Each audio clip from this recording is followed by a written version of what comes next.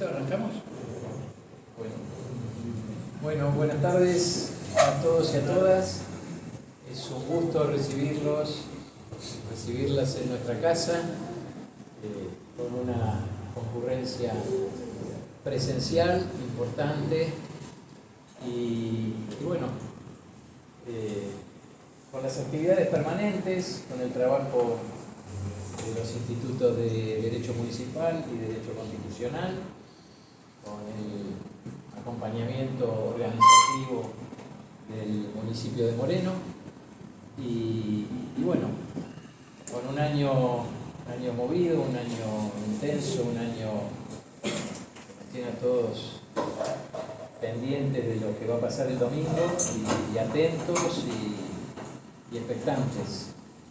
El colegio está acá siempre dispuesto a abrir sus puertas, a avanzar en la capacitación y bueno, y a encontrarnos y a estar juntos y a compartir momentos de creatividad, de estudio, de conocimiento.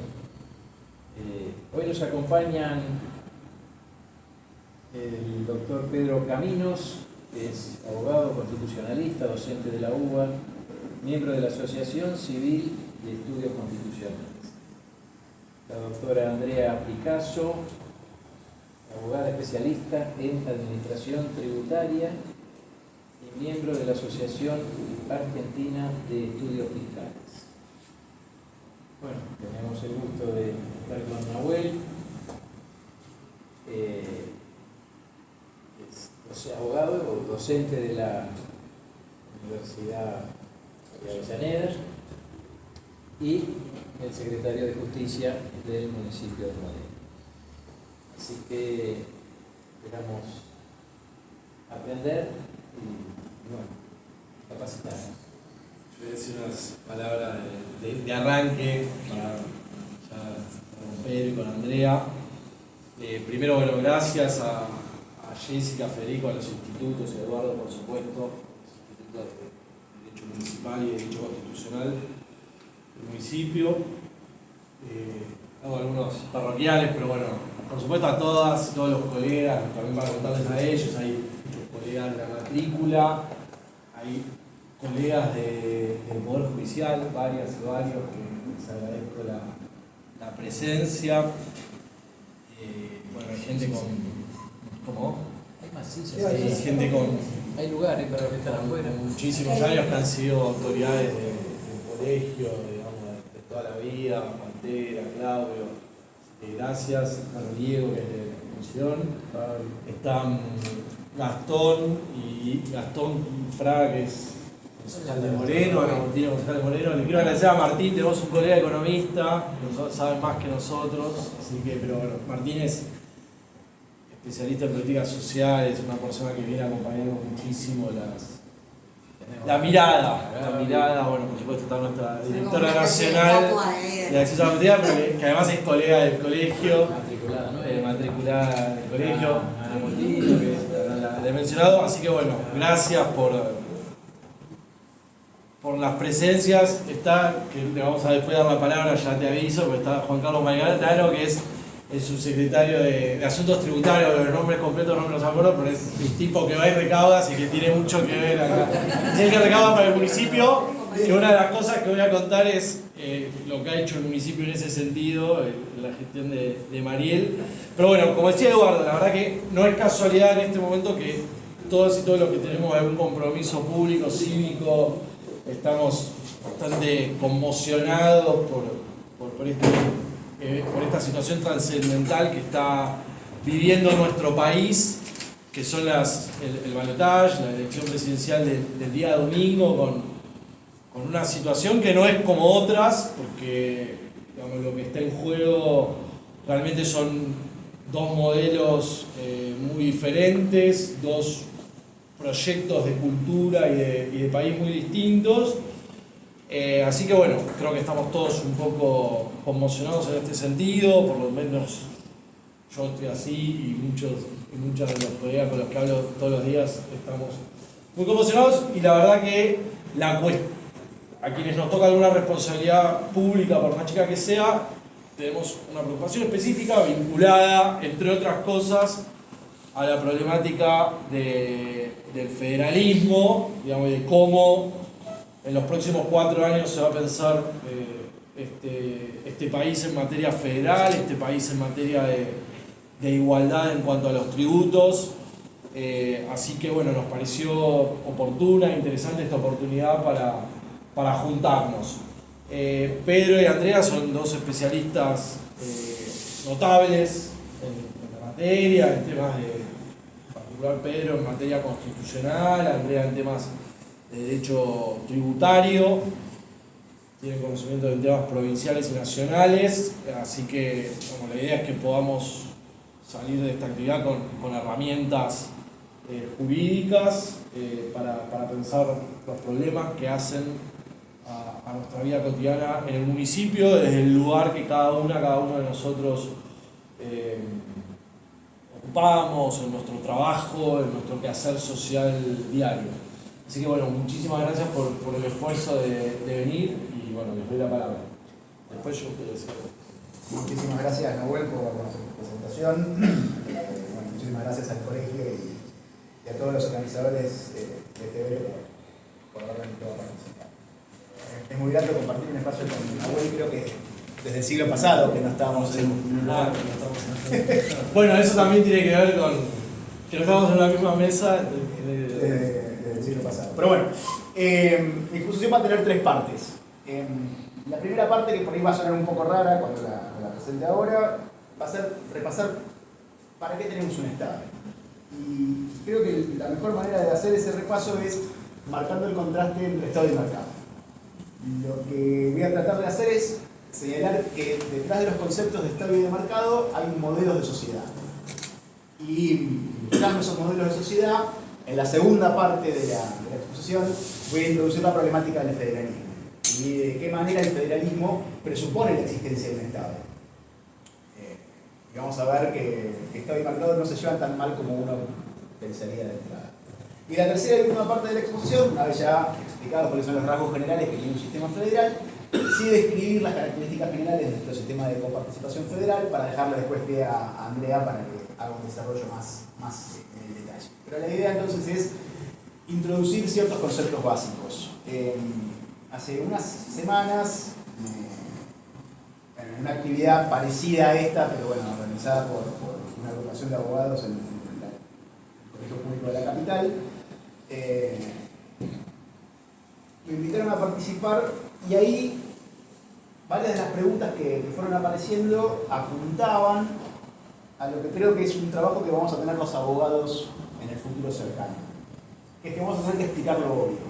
Lo que para nosotros como abogados es obvio y quizás para la sociedad deje de ser obvio o no sea obvio. Entonces, creo que para poder explicar lo obvio, precisamente las cosas obvias son las más difíciles de explicar. Porque como las damos por sentado, muchas veces no tenemos buenas herramientas explicativas para explicar por qué tenemos determinado tipo de instituciones. Y entonces, me parece que esta es una buena ocasión para tratar de articular buenas explicaciones de por qué es importante el rol del Estado, qué rol tiene el federalismo y qué papel juega nuestro sistema de coparticipación federal. Ese es básicamente el objetivo de la presentación. Cuando uno tiene que explicar para qué funciona el mercado, la explicación clásica es que el mercado es un asignador eficiente de recursos.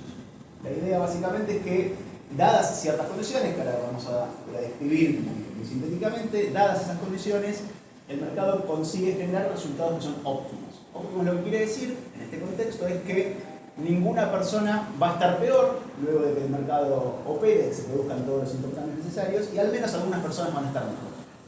Y entonces por eso los economistas muchas veces están enamorados del mercado, porque entienden que se produce un resultado socialmente positivo, que es la asignación eficiente de recursos, sin necesidad de que intervenga un agente externo que ordene esa distribución, esa asignación eficiente y óptima de recursos. Pero claro, para que el mercado pueda cumplir con esa función, con esa asignación eficiente de recursos, se tienen que dar una serie de condiciones, que son condiciones bastante exigentes, tan exigentes que de hecho en la vida real no se suelen cumplir todas simultáneamente de forma plena y por eso se producen lo que se conocen como fallas en el mercado. circunstancias en las cuales el mercado no consigue asignar eficientemente. Algunas de esas condiciones son, en primer lugar, para que haya un intercambio entre dos personas sobre un bien determinado, los derechos de propiedad tienen que estar bien definidos. Tenemos que tener reglas muy claras que definan qué alcance tiene el derecho de propiedad de las personas.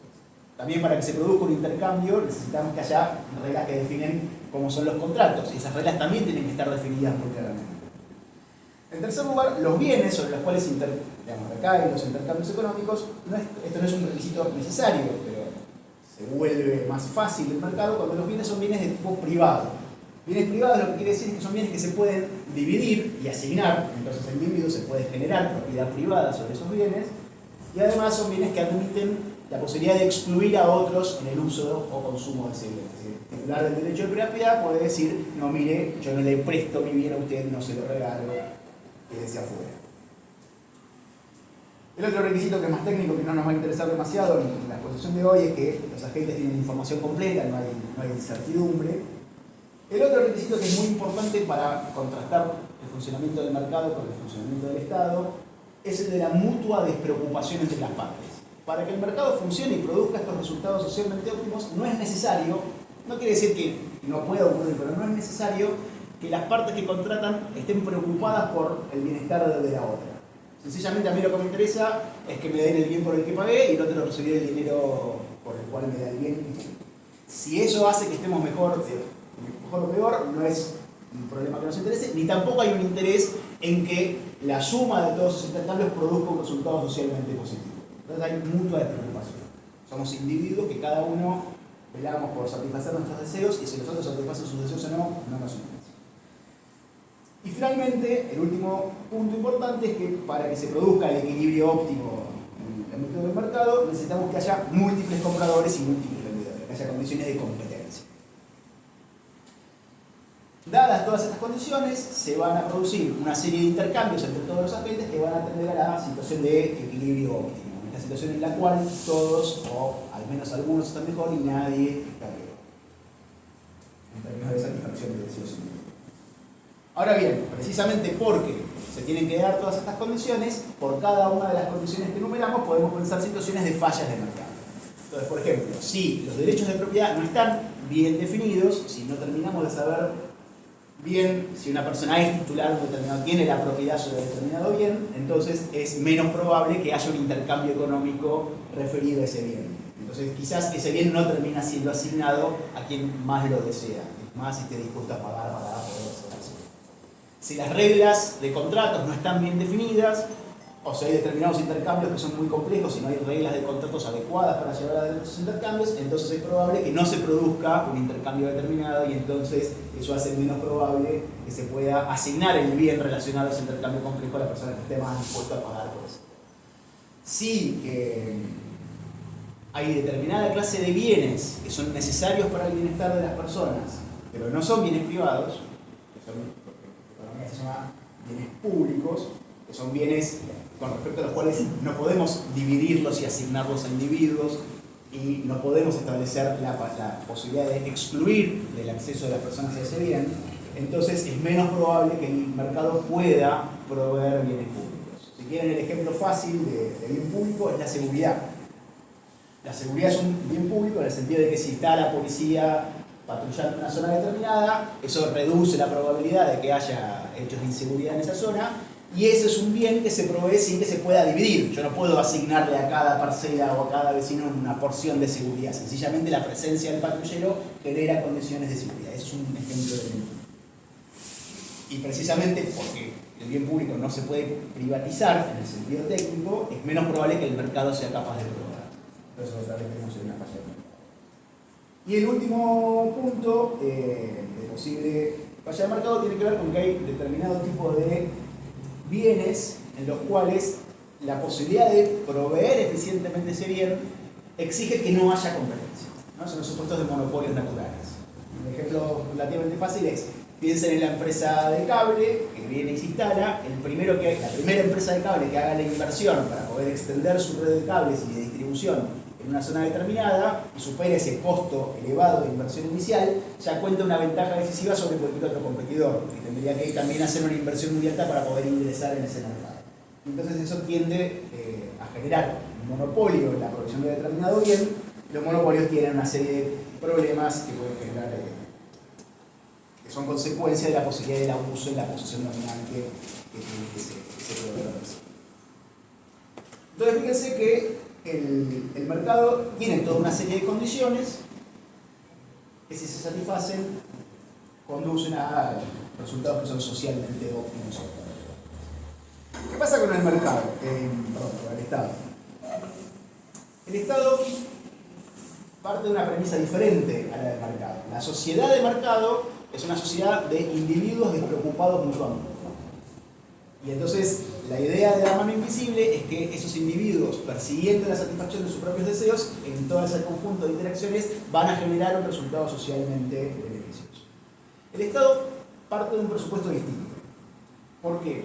Porque el Estado es un concepto muy complejo que alude a las relaciones recíprocas entre tres elementos, que son los elementos que estudiamos en el Estado: territorio, población y gobierno. Y básicamente la dificultad o la complejidad del concepto de Estado está en que el Estado no se reduce a ninguna de las tres cosas. El Estado no es el territorio, el Estado no es el gobierno, el Estado no es la gente que vive en ese territorio, sino que el Estado es la suma de esos tres elementos. ¿Y en dónde reside la complejidad del Estado? O mejor dicho, no la complejidad, ¿dónde reside la diferencia con la manera de concebir una sociedad que diferencia el Estado del mercado? En que el Estado asume una identidad colectiva, asume un nosotros, asume que hay, los términos varían, pero los dos más conocidos son pueblo o nación.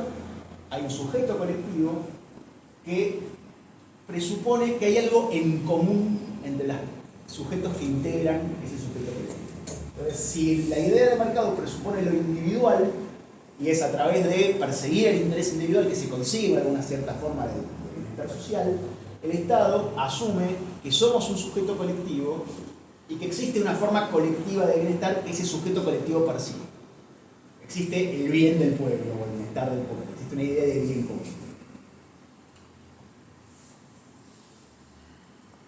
que se persigue intencionalmente, no es que se da de una vía indirecta con el mercado, sino que es el mismo pueblo el que persigue su propio bien. Por supuesto, todos estamos de acuerdo en que el pueblo siempre quiere el bien. Lo que pasa es que no siempre sabemos qué es lo que el pueblo quiere. Entonces, como saber lo que el pueblo quiere es algo muy difícil de hacer, la manera de resolver esto es creando instituciones de gobierno.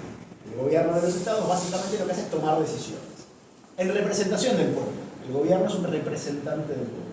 Que sea un representante es muy importante porque los representantes no siempre representan adecuadamente los intereses del representado. Entonces el gobierno asumimos que en general va a acertar, pero se puede equivocar.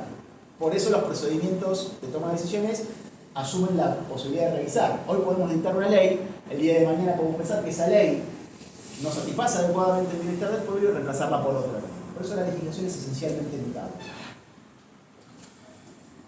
Y por supuesto, como el gobierno puede equivocarse, entonces esto abre el espacio para que nosotros como ciudadanos podamos decir que esta decisión particular del gobierno no representa adecuadamente el interés del pueblo, y eso abre una posibilidad de debate democrático, que es precisamente lo que permite que podamos revisar las decisiones de gobierno. Pero fíjense que la lógica del Estado es la lógica de lo común. Todo el tiempo lo que hace el debate democrático es discutir cuáles son las condiciones bajo las cuales ese pueblo, esa nación, puede resolver. Y entonces acá es donde cierro la brecha de la primera parte y paso a la segunda parte de la exposición.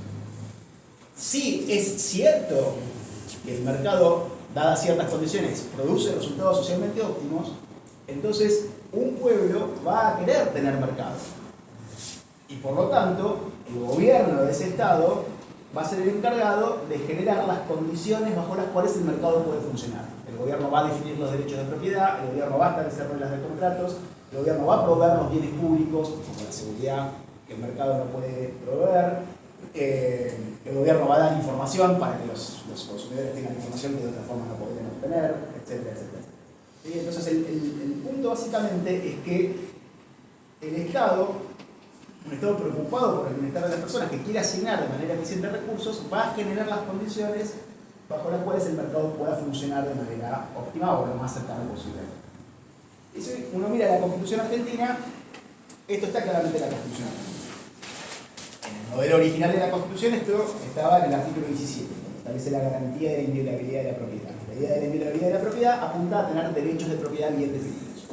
Es un primer requisito. Y después en la reforma 94 tenemos el artículo 42 de la Constitución, que establece básicamente la regulación sobre los monopolios, precisamente para evitar que en aquellos supuestos donde hay monopolios naturales, que el monopolista abuse de su situación nominal. Y el artículo 42 también habla de garantizar la competitividad del mercado. Es decir, hay toda una serie de cláusulas de la Constitución que presuponen la existencia de un mercado sano, un mercado que funciona bien. ¿Qué pasa con el federalismo? Bueno, un sistema federal es esencialmente un sistema de descentralización territorial del poder. Básicamente vamos a tener un gobierno federal con jurisdicción en todo el territorio del Estado, y luego ese territorio del Estado va a estar dividido en una serie de subunidades, que en Argentina las llamamos provincias, y nosotros en Argentina tenemos además un tercer nivel, que es el de los municipios, que es el que se divide en las provincias. Para simplificar, vamos a mantener ahora la exposición en dos niveles, después seguramente Andrea va a introducir las complejidades del caso. Pero la idea básicamente es que el doble orden de gobierno, en primer lugar, permite una mayor distribución del poder. Entonces, si los gobiernos es posible que se equivoquen cuando toman decisiones en representación del pueblo, la posibilidad de contar con diferentes niveles de gobierno genera en principio la posibilidad de que haya más actores institucionales que puedan acertar en qué es lo que el pueblo quiere. Esa es una primera ventaja del sistema federal. Una segunda ventaja del sistema federal es que si el gobierno tiene que proveer bienes públicos que el mercado no es capaz por sí mismo de ofrecer, la distinción entre un gobierno federal y gobiernos provinciales o locales lo que permite es que podamos separar a asignarle al gobierno federal la provisión de determinados bienes públicos que se tienen que ofrecer en todo el territorio nacional, supongamos por ejemplo seguridad exterior, de bienes públicos que se tienen que ofrecer a nivel local, supongamos seguridad interior, que haya policía. ¿Y esto por qué? Bueno, precisamente porque los gobiernos locales van a estar más cerca de una determinada población, de un conjunto de ciudadanos que van a poder transmitir con mayor facilidad cuáles son sus deseos en materia de esos bienes públicos y se va a poder producir una provisión de bienes públicos más cercana a las necesidades de las personas que están en ese ámbito, y en el ámbito que está más lejos es el que se va a encargar, que es el gobierno federal, se va a encargar de proveer estos otros bienes que no responden tan directamente a las necesidades que tienen. Claro, si los gobiernos van a proveer bienes públicos, para proveer un bien de cualquier naturaleza, necesitamos recursos. Entonces acá es donde aparece la pata tributaria. Tanto el gobierno federal como los gobiernos locales tienen que tener la posibilidad de recaudar recursos para poder proveer aquellos bienes que el mercado no es capaz de ofrecer por sí mismo. Y por supuesto, mientras que el mercado se basa en intercambios voluntarios, la tributación se basa en la coerción. No es que la gente tiene ganas de pagar impuestos, sino que van a recibir una sanción si no pagan. Precisamente el componente coercitivo es necesario para poder superar el problema de acción colectiva que se genera cuando el mercado no funciona. Si todo el mundo, digamos, el problema que sea con la seguridad básicamente es el siguiente. Si fuera voluntario el pago de la policía, tendencialmente la gente no pagaría esa contribución y entonces tendencialmente no se podría ofrecer el servicio de policía. Para poder ofrecer el servicio de policía aparece la contribución tributaria, la cual la persona tiene que pagar bajo coerción, y de esa manera todas las personas contribuyen y de esa manera se puede ofrecer el servicio del bien público de seguridad policial. ¿Sí? En el caso de la Argentina, y entro acá a la tercera parte de la exposición, en el caso de la Argentina estaba originalmente definido con bastante claridad qué tenía que hacer la nación y qué tenían que hacer las provincias. Pero ya casi de entrada, en nuestro desarrollo constitucional posterior a 1853, nos enfrentamos con la realidad de provincias muy pobres, provincias con muy pocos recursos y con muy poca capacidad de generar recursos. Y entonces, casi de entrada, el Estado Nacional, inclusive el Estado Nacional caracterizado muchas veces como oligárquico o lo que fuera, ese Estado Nacional estaba dispuesto a realizar inversiones para proveer bienes y de alguna manera colaborar con las provincias que no tenían recursos para hacerlo. El ejemplo creo que fundamental y más claro es una ley de principios del siglo XX, que es la ley Laínez. La ley Laínez lo que permitía era que el Estado Nacional pudiera financiar la construcción y el mantenimiento del personal de escuelas en las provincias a pedido de una provincia que no tuviera capacidad para poder abrir escuelas en su territorio. Muchísima gente, por ejemplo, mi abuela paterna, ella pudo ir a la escuela porque en su pueblito, en Santiago del Estero, el Estado Nacional construyó una escuela bajo la ley Laínez. Y ella se pudo alfabetizar gracias a esa escuela. Porque Santiago del Estero no tenía recursos para abrir una escuela del pueblito de Entonces fíjense que inclusive los fundadores del liberalismo argentino tenían una clara concepción de que el Estado está para dar respuesta donde el mercado no la puede dar, y que el gobierno federal está para dar respuesta en aquellos casos donde las provincias no pueden dar una respuesta. E insisto, lo hicieron a pesar de que la Constitución claramente dice que las escuelas son una competencia de las... Lo decía, la reforma del 94 esto cambió, pero la Constitución Federal del 94 decía que las escuelas eran una competencia exclusiva de las provincias. Solo las provincias podían brindar el servicio educativo. Entonces, esto, a lo largo de los años, lo que terminó generando fue que a medida que el Estado Nacional asumía la provisión de bienes que en principio le correspondían a las provincias, el Estado Nacional comienza a necesitar recursos mayores para poder seguir brindando esos bienes públicos. Y entonces empieza a darse un proceso de apropiación tributaria. El gobierno federal empieza, cada vez en mayor medida, a percibir impuestos que en principio tendrían que haber sido percibidos por las provincias. Y entonces, esta solución, digamos, material del problema es la respuesta a provincias con pocos recursos que por sí mismas no pueden ofrecer servicios. Y claro, en la medida en que el Estado Nacional empieza a recaudar impuestos que en principio les corresponden a las provincias, para poder proveer servicios que en principio tendrían que proveer las provincias, empieza a aparecer el reclamo de las provincias de me estás dejando sin recursos, me estás despojando de poder ser yo la que perciba determinado tipo de recursos. Y entonces empieza a aparecer la solución de la coparticipación. Y se genera entonces esta dinámica en la cual es el gobierno federal el que cobra determinado tipo de impuestos y después los reparte, quedándose el gobierno federal por una parte y los distribuye en una coparticipación secundaria con las provincias. En 1994, cuando se reforma la Constitución, se toma la decisión de regular en el texto de la Constitución el sistema de coparticipación. Todo este sistema se desarrolló durante el siglo XX de manera material, a través de leyes y acuerdos políticos, y en el 94 se toma la decisión de incluirlo, y con una técnica que, bueno, ya casi a 30 años de la reforma, tal vez no fue la más feliz, pero básicamente lo que estableció la reforma del 94 es que la ley de coparticipación tiene que ser una ley que se adopta con una mayoría especial en el Congreso, lo cual está muy bien, pero que además requiere unanimidad de todos los sujetos federales, de todas las provincias y de la ciudad de Buenos Aires. Y esto ya es un poco más complicado, porque obviamente poder modificar las alícuotas de coparticipación se vuelve virtualmente imposible. No es completamente imposible, pero es muy difícil, es muy costoso.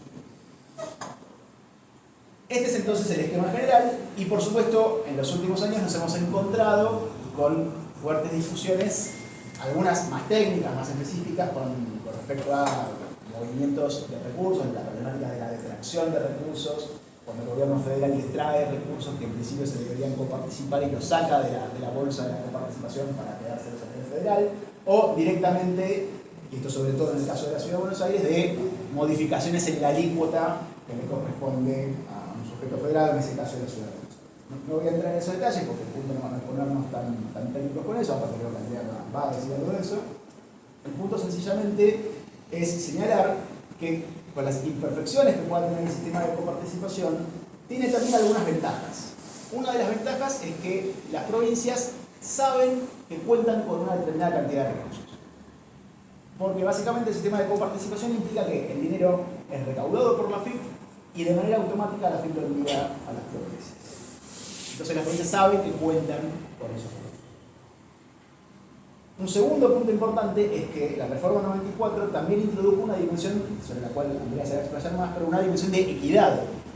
No es únicamente una problemática de recaudo y recibo. No hay una equivalencia de prestaciones como en los contratos, sino que la coparticipación apunta a contribuir a un desarrollo igual entre regiones que han sido desiguales, a tratar de solucionar este problema histórico de provincias pobres que no tienen recursos para proveer los bienes que tienen que proveer. Y esta dimensión de desarrollo equitativo, desarrollo regional equitativo, nos conecta a lo que era mi punto de partida, para que vean que no estoy loco, que es precisamente lo de pensar lo común. Tiene sentido pensar en la equidad regional cuando concebimos que somos personas o provincias que estamos en el mismo barco, que tenemos un proyecto colectivo común. Si nosotros pensáramos en la sociedad únicamente como individuos, que cada uno persigue la satisfacción de sus propios deseos, entonces tiene todo el sentido del mundo desarmarse. Entonces, que cada individuo busque satisfacer sus necesidades, que cada provincia se arregle como pueda, que haya competencia tributaria, que cada provincia fije impuestos, o mejor dicho, los reduzca para tratar de atraer inversiones, ¿no? Entonces, creo que, con esto cierro mi exposición, cuando uno piensa en la coparticipación como una herramienta de un Estado federal, y subrayo Estado, la idea de que tenemos un proyecto común, que formamos parte de un proyecto común, tiene sentido y entendemos por qué lo que se recauda en algunas provincias que tienen más recursos que otras, tiene sentido que se distribuya hacia las provincias que tienen menos recursos. Después, por supuesto, tenemos que discutir la letra chica, si se distribuye un poco más, un poco menos, cuánto, cómo se gasta, todo eso está. Pero dentro de ese marco que asume el proyecto común. Cuando el modelo que imaginamos es un modelo de sociedad de mercado, desaparece el proyecto común y pierde sentido la idea de la distribución. Así que esa es la idea que quería compartir con ustedes.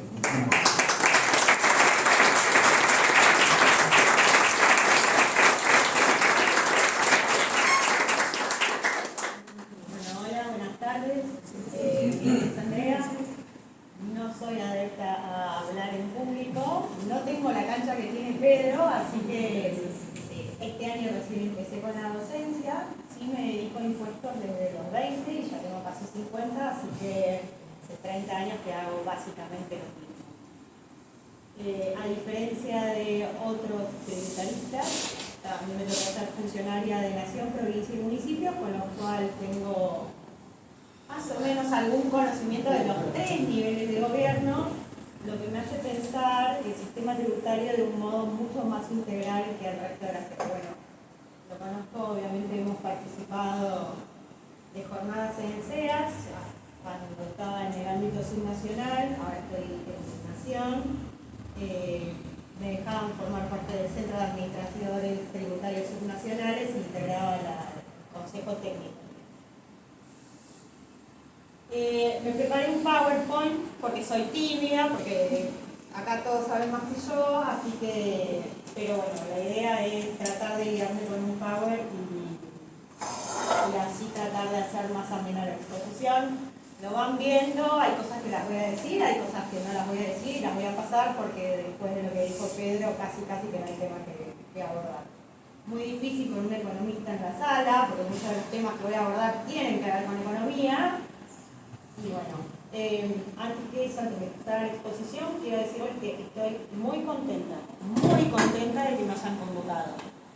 En términos generales, y he visto horas y horas y he leído papers de cuestiones que tienen que ver con federalismo fiscal y con coparticipación, nunca, salvo a Gabriela Ábalos, como honrosa excepción, en general no hay mujeres o no convocan a mujeres a estos ámbitos de discusión. Es un ambiente sumamente masculinizado, por decirlo de alguna forma. De hecho, hoy le contaba a Pedro que repasando un poco esta exposición, vi 5 horas de una disertación del año pasado en una academia nacional, donde la única mujer que estaba convocada a estar centrada en el panel era en carácter de moderadora. Me da vergüenza que en este siglo, como venimos con los temas de género, ningún hombre del panel haya tomado la decisión de decir yo no participo porque no hay mujeres en el panel. Creo que eso es algo que tenemos que seguir generando. Y en ese sentido también me siento súper orgullosa de estar acá, porque hace 2 semanas, o 3, el municipio de Moreno ganó un caso en la Comisión Arbitral de Convenio Multilateral no sé si está acá presente El estratega. Y O una de las dos. la verdad, Éramos 3 mujeres. felicitaciones. Pero bueno, acá Tiene que ver el convenio multilateral con el tema que estamos abordando acá, porque el convenio multilateral es una de las herramientas de armonización horizontal en materia de tributación, ¿sí? Con lo cual, que hayan ganado, que lo hayan llevado, que lo hayan ganado, los que hemos trabajado en los municipios sabemos lo difícil que es presentarnos en la comisión arbitral, sobre todo cuando existe un monopolio en cabeza de un hombre que es amigo, que conocemos perfectamente, de un municipio con mucho poderío económico, que es casi el único que se anima a llevar esos casos, con lo cual mis sinceras felicitaciones para todo el equipo que ha llevado adelante el caso. Yo le puse un nombre a la presentación, le puse la piedra de Rosetta. Y no sé si alguien sabe, después igual lo voy a explicar bien, pero la idea es que no existe federalismo posible, lo que hablaba hoy Pedro, sin federalismo fiscal. Y acá voy a plantear cuál es mi posición ideológica, ¿sí? Y les dejo ese libro, El costo de los derechos, de Holmes y Sustein, que es sumamente ilustrador para que vean de por qué no existen derechos si no recaudamos impuestos. Garavaglia lo debes haber leído, es un historiador económico que plantea esta frase: sin rentas ni puede haber patria, Estado ni libertad. Esa frase se encontró en el Archivo General de la Nación, fue escrita en el siglo pasado, en el anterior, en 1816, y plantea básicamente una misma ideología que fue después receptada por Alberdi. Alberdi, padre de nuestra Constitución, una persona que, digamos, no solamente desde su conocimiento, sino que era de alguna forma el proyecto ideal, liberal, que tenía la Argentina y sobre la cual se sentaron las bases. Y Alberdi nos decía en bases, y nos decía también en sistema rentístico, que sin renta no hay Estado. Entonces, mi posición ideológica es, Pedro hoy decía, ¿por qué tenemos Estado? Bueno, yo les digo, si no tenemos impuestos, tasas y contribuciones, no hay Estado posible. Algo que se suele decir, y es muy común plantearlo, es que la presión tributaria en Argentina es la más alta del mundo y que somos un infierno fiscal. Vamos por paso. Capaz que somos un infierno fiscal, es probable que lo seamos, pero no tenemos la presión tributaria más alta del mundo. Si nosotros miramos, este es el promedio de lo que son los países latinoamericanos. Acá está la Argentina, sí, es cierto, está por encima del resto de los países de Latinoamérica, pero está por debajo de Brasil, y está debajo, no llego a leer bien ahí, y está muy por debajo de la OCDE, del promedio de la OCDE, de los países desarrollados e industrializados. No somos el país con mayor presión tributaria del mundo, no. Estamos por debajo de los países a los que siempre miramos como países desarrollados y a los que aspiramos a llegar. Con lo cual, el razonamiento ese de que tenemos una muy alta presión tributaria es falaz. Sí, lo que tenemos es una disparidad de impuestos que a veces complica la gestión y que es necesario trabajar sobre eso para una armonización y simplificación. Es otra discusión, no es la discusión de la presión fiscal. De hecho, el otro discurso que uno ve generalmente cuando acude a ámbitos industriales y todo lo demás, la culpa siempre la tienen los municipios y la provincia. Los municipios y la provincia y la presión fiscal de los municipios y la provincia. Bueno, no. Lamento decirles que los municipios y las provincias no son los responsables de la presión fiscal. La mayor presión fiscal está dada en nación y solamente provincias y municipios en total representan un 4 o un 5% del Producto Bruto total. Del Producto Bruto, ¿sí? Siempre estas cuestiones se miden en base al Producto Bruto porque es una variable constante para los efectos de establecer un sistema de medidas. Cualquier error economista, por favor, me corrija. Ahora, y acá puse un rubric y en la versión original de Repower se movía y acá no se mueve. Pero les quería entretener con eso. eso, pero bueno. Hoy Pedro dijo que somos un país multinivel. Sí, somos un país multinivel. Y ese país multinivel que se ve tanto a nivel de competencias, lo tenemos también a nivel de las cuestiones tributarias. ¿Sí? Nosotros tenemos nación, provincia y municipio recaudando impuestos. ¿Por qué le puse la piedra de Rosetta? Y acá va la explicación. La piedra de Rosetta es una piedra que se encontró, que era un decreto egipcio, que establecía la exención respecto de los templos en materia tributaria. Y es el primer texto que se encuentra trilingüe, habiendo ya estado extinto el idioma egipcio, o sea, los jeroglíficos, y se pudieron descifrar los jeroglíficos gracias a que estaba escrito en otros dos idiomas, ¿sí? Entonces, ¿qué es lo que nos pasa con el sistema de federalismo fiscal? Bueno, tratar de entender el federalismo fiscal es en alguna medida tratar de descifrar la piedra de Rosetta, ¿sí? Es sentarnos, estudiar y ver cómo podemos armonizar y compaginar estos tres sistemas multinivel. Pedro ya dijo bastante respecto del federalismo, así que dio una definición amplia del federalismo, no la voy a repetir. Lo que sí quiero dejar sentado es que nosotros nacimos en un sistema federal. Entonces, cuando pensamos en el federalismo, pensamos que el federalismo es el común al resto de los países que integran el globo terráqueo. Y la realidad es que no es así. El federalismo es la excepción. Existen solamente 24 países a nivel global que pueden ser considerados federales. Entonces, muchas veces cuando nosotros leemos autores internacionales o nos paramos a ver los economistas, Musgrave o lo que sea, estamos leyendo sistemas unitarios y tratamos de extrapolar la realidad económica de esos países y traerlas a nuestra realidad cuando no están pensados para esto. Sí es cierto, y en esto voy a ser sincera, de los 24 países que son federales a nivel global, representan el 60% de la población a nivel mundial. ¿Por qué? Porque son países en general grandes. ¿Sí? Estamos hablando de Argentina, estamos hablando de Brasil, estamos hablando de México, de Estados Unidos, de Canadá, de Rusia, de India. ¿Sí? Son sistemas federales. Obviamente el país chiquitito, pero el padre del federalismo, Suiza, con los cantones suizos y todo lo demás. ¿Bien? Pero tengamos en claro que el federalismo no es la regla, es la excepción a nivel global. Y pese a que es la excepción, encontramos determinados elementos caracterizantes que están ahí, que son la existencia de 2 o más niveles de gobierno, una ley fundamental que los une, un sistema legal descentralizado, un poco lo que hablaba Pedro, y me voy a focalizar en lo que tiene que ver con la distribución de competencias, ¿sí? La distribución de competencias tenía un diseño constitucional pre-reforma del 94 y un diseño posterior a la reforma del 94.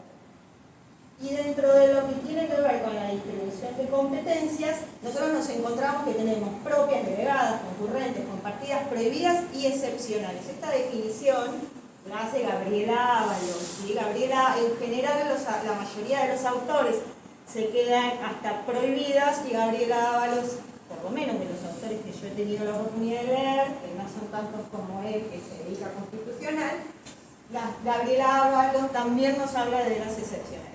Y en materia tributaria nos encontramos un poco con toda esta mezcla de competencias, ¿sí? Un poco tenemos propias, delegadas, concurrentes, prohibidas y excepcionales.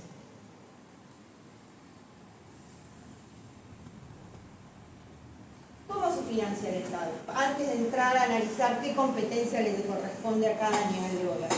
Bueno, tenemos cuando nosotros hablamos de los pactos fundantes o pactos fiscales, tenemos que tener en claro que nuestro primer pacto fiscal fundante es la Constitución Nacional, ¿sí? Que nos establece definiciones de qué cobra cada uno de los niveles de gobierno. Entonces tenemos que el Estado básicamente se va a financiar,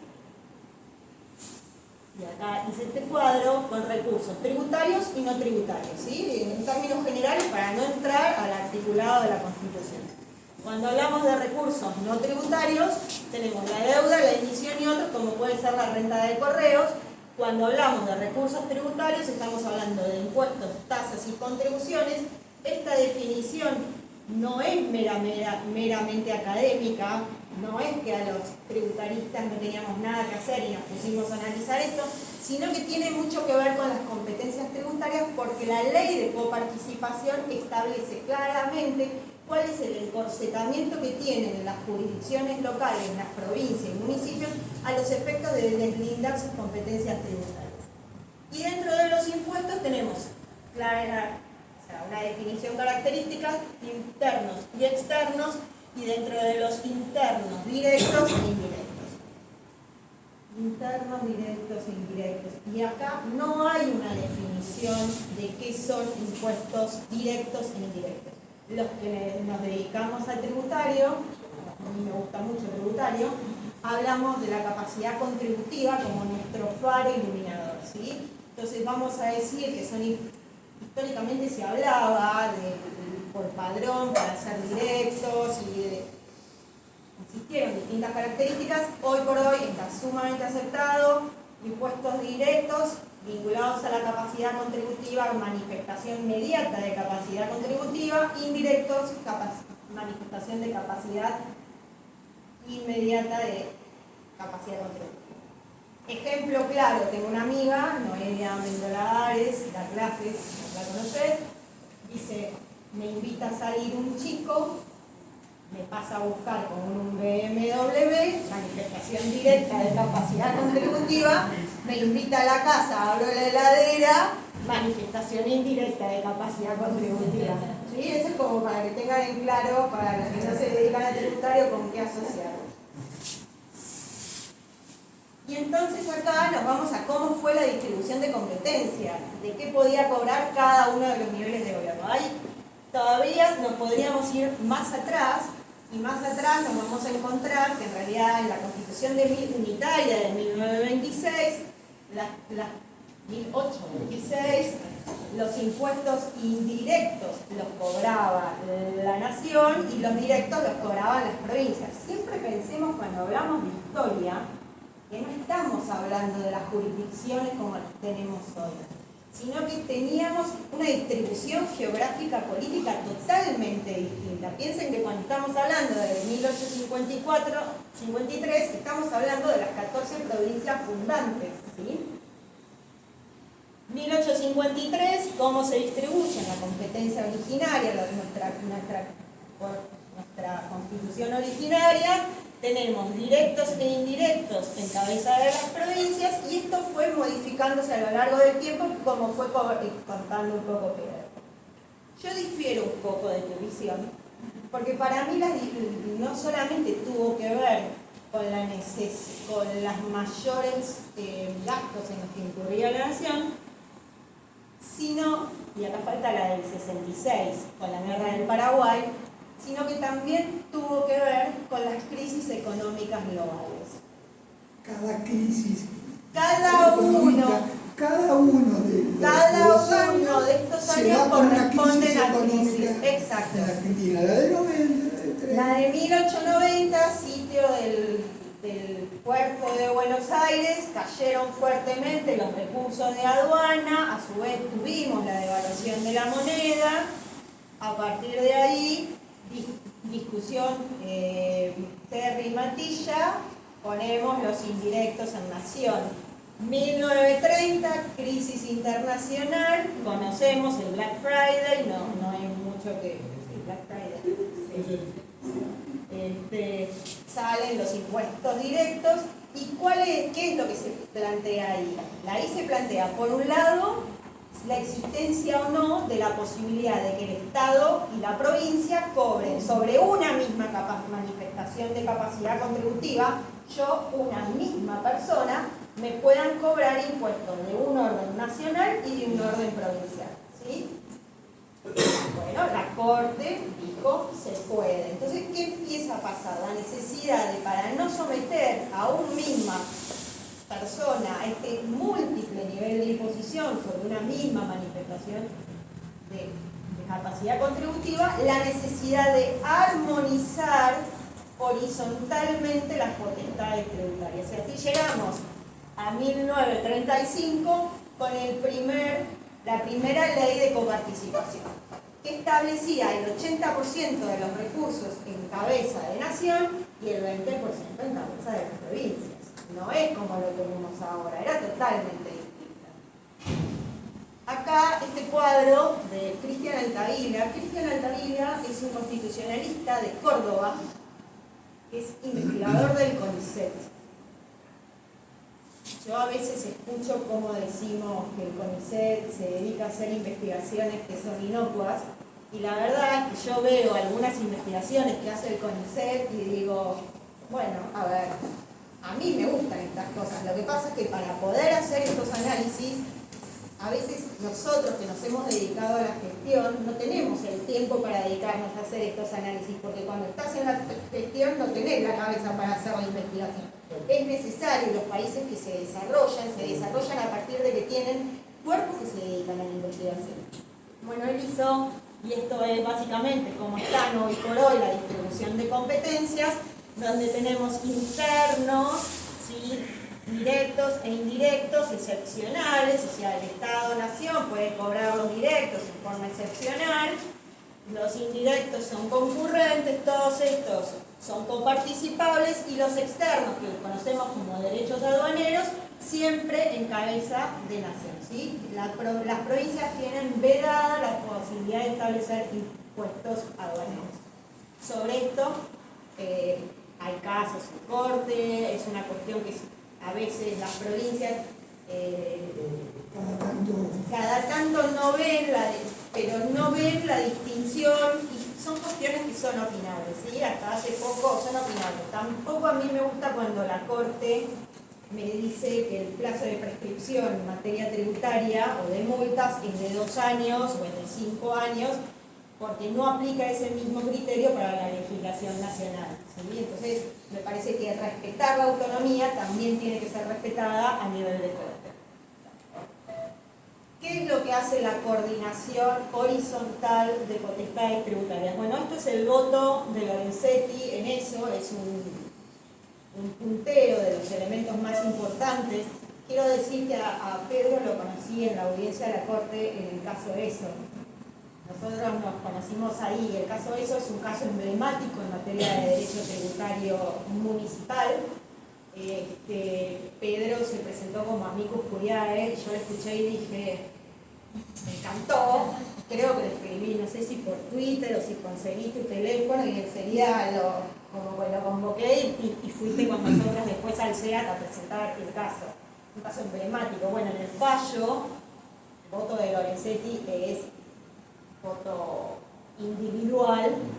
Dice que la coordinación nos brinda racionalidad, estructura un espacio de concertación federal, permite la participación igualitaria, diseña una matriz, establece pautas redistributivas, disminuye la presión global y favorece la redistribución. ¿Y cuál es la importancia de la redistribución? Esto lo voy a pasar un poco por alto. Ahora después voy a hablarles de la redistribución. Pero ¿vieron cuando puse el cuadro anterior que había planteado el anterior, el de Altavilla, que en el 94 Pedro había planteado la constitucionalización de la coparticipación? Y yo ahí planteé que actualmente estamos en una etapa de omisión constitucional. A ver, porque yo planteo la necesidad de reforma del sistema de coparticipación desde 3 ámbitos: desde un ámbito constitucional, desde un ámbito económico y desde un ámbito de razón política. Desde el ámbito constitucional, Pedro lo dijo, nosotros tenemos una omisión constitucional desde el año 96, porque tenemos una cláusula transitoria en la Constitución donde el Poder Ejecutivo, en realidad los sujetos del federalismo, cuando hablamos de sujetos del federalismo estamos hablando de nación, provincia, municipios y ciudad autónoma de Buenos Aires, pero los estados principales, nación y provincias, y que es ciudad, estado federada, tienen la obligación de rediseñar el sistema de coparticipación. Hoy por hoy, ese sistema no se está rediseñando y eso nos pone en lo que Nino dice un país al margen de la ley, un estado de anomia constitucional, ¿sí? Entonces tenemos un motivo o una razón constitucional para empezar a sentarnos y políticamente rediscutir el sistema de coparticipación. Le contaba a Pedro, la semana pasada la provincia de Mendoza presentó un reclamo por el tema de coparticipación y otro reclamo sobre el tema de coparticipación lo presentó ayer la provincia de Corrientes. El de Mendoza yo ya lo leí, el de Corrientes no, porque no está agregado todavía a las actuaciones judiciales.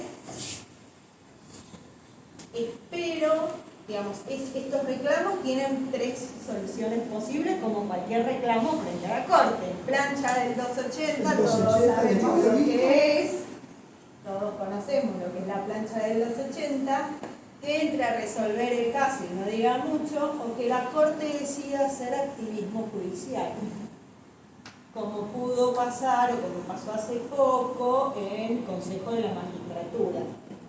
Por eso creo que tenemos un deber, una obligación política de sentarnos a discutir seriamente el tema de la coparticipación, ¿sí? Porque la Corte viene desde el 2015 advirtiendo que el Estado federal, como garante del sistema federal de coordinación, tiene que sentar al resto de los sujetos del federalismo a discutir. Bueno, los requisitos para modificar la ley ya las había planteado Pedro, ¿sí? Un nuevo ley de convenios, los poderes federales y la necesidad del diálogo institucional. Y acá hay constitucionalistas que plantean que la ley de coparticipación, que la cláusula establecida en la Constitución respecto de la coparticipación es un Frankenstein. Lo dicen así abiertamente, es un Frankenstein. Hernández se refiere a el Frankenstein de la Constitución, pese a que él integró la comisión reformadora. Yo tengo una interpretación más en sintonía con la doctora Ábalos. Yo creo que hay otra forma de interpretar esto, que hay otra forma de pensar la modificación a la ley de coparticipación y que no es tan imposible. Como dice la doctora Ábalos, es una interpretación, después por ahí les adelanto algo, y tiene que ver con esto, con democracia y coparticipación. ¿Por qué? Porque cuando nosotros pensamos en la democracia, el concepto de unanimidad no es una regla que la democracia abraza, ¿sí? La democracia se basa en un sistema de mayorías, no de unanimidad, ¿sí? Porque si no, ¿qué es lo que me pasa?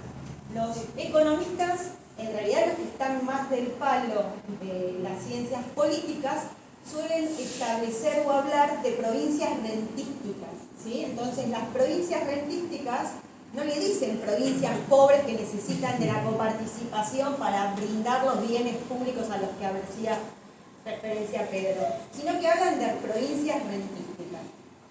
Esas provincias rentísticas obviamente no van, sin la coparticipación no pueden brindar los servicios públicos, no tienen los recursos necesarios para brindar los servicios públicos esenciales. Entonces obviamente, ahora nosotros tenemos que encontrar un equilibrio para que por vía de la mayoría no perjudicar a nuestros conciudadanos, pero poder modificar el sistema de coparticipación. Por eso creo que no hay que condenar a los ciudadanos por lo que denominan la lotería natural, ¿sí? Que es la mala suerte bruta de lo que hablan los filósofos del derecho. ¿Qué es la mala suerte bruta? Es que según el código postal de la localidad en la que nací voy a tener más o menos acceso a un hospital, a un servicio público, o a tener policía, o a que la calle esté asfaltada. Porque vamos a decirlo con todas las letras. A mí me encanta que en Capital Federal planten todas las semanas plantitas. Me parece fantástico, pero me parece obsceno cuando tengo vecinos cruzando la General Paz que no tienen posibilidad de acceder ni siquiera a un sistema de recreación. Entonces, desde la filosofía, porque la coparticipación no es algo que se pueda... ¿Los estoy aburriendo? No. La coparticipación no es algo que se pueda abordar desde una única disciplina. Se tiene que abordar desde lo jurídico, se tiene que abordar desde lo filosófico, se tiene que abordar desde el concepto de derechos humanos, se tiene que abordar desde lo político y desde lo económico. Pero lo económico no puede ser definitorio para establecer la coparticipación. Esa es la razón constitucional de por qué tenemos que discutir la coparticipación. Pataurus, otro constitucionalista que también forma parte del CONICET, ¿sí?, me habla de la razón pública. Y la razón pública está vinculada a la necesidad de discutir los derechos humanos, porque la dignidad humana está en el piso, lo que denominamos el piso mínimo de ciudadanía. Entonces nosotros tenemos que permitir desde la razón pública que la mayor cantidad de habitantes del territorio nacional de nuestro país alcancen ese piso mínimo de ciudadanía. No podemos permitir que eso no ocurra. Y por eso tenemos una razón política. Y esa razón política se basa en algo que de alguna forma planteó Pedro, y tiene que ver con la solidaridad federal. Nosotros estamos acostumbrados, y sobre todo cuando escuchamos a docentes o profesionales, o a mí misma muchas veces, que me formé con una constitución anterior a la reforma del 90. En realidad estaba dando constitucional en forma coetánea a la modificación de la reforma. En general, los antiguos, por decirlo de alguna forma, sin querer ofender a nadie, piensan la Constitución como el sistema contramayoritario de derechos que estaba escrita por hombres blancos, educados, poderosos, los 2.000 pesos para ser senador, ¿sí? Y hoy por hoy, a partir de la reforma del 94 y con la incorporación de los tratados en materia de derechos humanos a nuestra Carta Magna, sé que a los constitucionalistas no les gusta que digamos Carta Magna, pero bueno, yo vengo de la vieja escuela. Con la incorporación de los tratados en materia de derechos humanos y fundamentalmente el artículo 75, inciso 19, que redefine la cláusula de progreso a nivel nacional, no podemos obviar la solidaridad fiscal. Y aparte, porque la reforma del 94 fue inspirada con un concepto que era fortalecer el federalismo fiscal. Y sin fortalecer el federalismo en general. Y sin federalismo fiscal no tenemos federalismo fiscal. Esa es la razón pública por la cual tenemos que modificar la coparticipación. Y tenemos a su vez una razón económica. Tenemos un montón más, pero a mí me pareció interesante traerles estos 3 motivos por los cuales teníamos que modificar la coparticipación. Y esto tiene que ver con la descentralización. La descentralización de las responsabilidades del Estado. Siempre tuvimos una cuestión de responsabilidades compartidas por parte del Estado, nación y provincia. Pero se dio un fuerte proceso de descentralización en cabeza de las provincias, de la seguridad, de la educación y en cabeza de los municipios, todo a lo largo de la década del 90. Y esto es un cuadrito que muestra cómo se fue descentralizando el gasto y cómo se fueron descentralizando los recursos. Y acá es habitual que digan, las provincias tienen pereza fiscal. Este cuadro es de Porto. Porto es un economista de la Universidad Nacional de La Plata. Me encanta la Universidad Nacional de La Plata, primero porque estudié en la Universidad Nacional de La Plata, después estudié en otras universidades, pero me formé inicialmente como abogada, no como economista, así que estos temas a mí me cuestan un montón entenderlos, pero les juro que les meto barra. Porto desde hace 26 años tiene un instituto de federalismo fiscal. No es que lo vienen estudiando desde ahora, lo vienen estudiando desde hace un montón. Y la serie de datos que él tiene abarca 60 años de análisis económico en la Argentina. Entonces, casi como que para mí, si lo dice Portes, casi como palabra santa. Pero bueno, él fue demostrando a lo largo de la historia argentina cómo se fue descentralizando el gasto, cómo la nación fue recaudando, cómo fue coparticipando y cómo las provincias, pese a que siempre dicen que las locales tienen pereza fiscal, fueron manteniendo la recaudación en el mismo nivel que lo fue manteniendo la nación. No existe pereza fiscal. No, los municipios, nosotros que nos conocemos de gestión municipal, nosotros nos ponemos, yo me ponía un cuchillo abajo y salía a recaudar. A ver, ¿por qué? Porque sabía que con eso contribuía al desarrollo local. No al desarrollo individual, sino al desarrollo colectivo. Entonces tenemos motivos económicos para plantear la descentralización, para plantear la coparticipación. Y en general a los contadores, los amo, los adoro, tengo muchísimos amigos contadores, plantean... Eso es discriminación, ¿verdad? No, los quiero, no, en serio, quiero que la mayoría de mis amigos son todos economistas. Yo creo que soy una contadora o una economista frustrada. Ellos en general plantean ingresos brutos o la tasa de seguridad de higiene como el malo de la película. A mí me hubiese encantado ponerles el dibujito de Darth Vader, de la Guerra de las Galaxias, porque hay un relator de fútbol que siempre que hablaba de ingresos brutos, un relator de fútbol hablando de ingresos brutos, pero cada tanto hablaba de ingresos brutos y ponía la musiquita de la Guerra de las Galaxias para decir lo malo que era el impuesto sobre los ingresos brutos.